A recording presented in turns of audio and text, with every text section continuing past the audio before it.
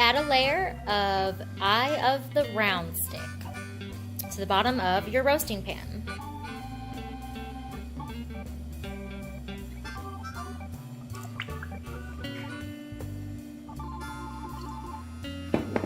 Go ahead and quarter a bunch of red potatoes. You can use as many as you'd like.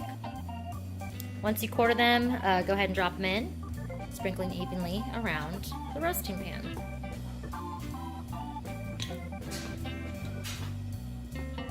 Go ahead and wash and cut off the ends of your fresh green beans, and then you'll add them to your layer of meat and potatoes.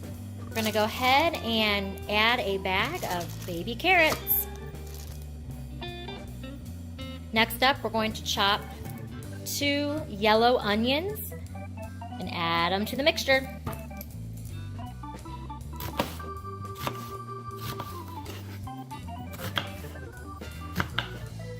Once chopped, you're going to go ahead and add, again, your cut onions.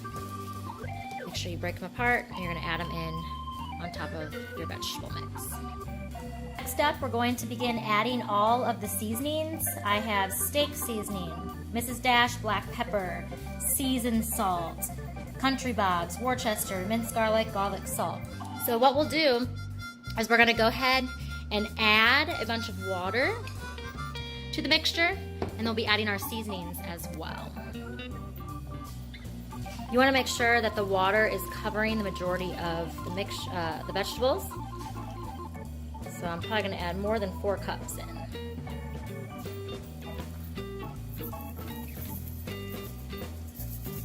Don't be afraid to season it. So I'm talking at least 2 tablespoons of seasoning per item.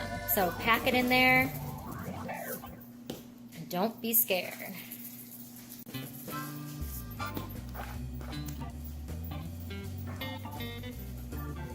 Some of my liquid seasonings, I'm going to be putting Country Bob's, Worcester, Frank's Red Hot. I'm also going to be adding some minced garlic in the mix. It's about 2 teaspoons of that. For those who like it a little spicy, I'm going to add a dab of Red Hot.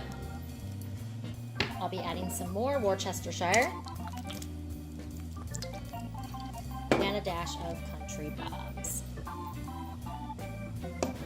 So once you get this all in there, you're going to go ahead and kind of stir it a little bit. You may want to pour just a little bit more water on top. And then we're going to put it in the oven. Water is filled to the top. I've stirred it so the seasonings and such have mixed with the water. You do want to make sure the water is looking brown. The beef bouillon cubes will turn it brown as well. And then I sprinkled a little extra seasoning on top. So again, pack it full of seasoning. If you think you have enough, add just a little more.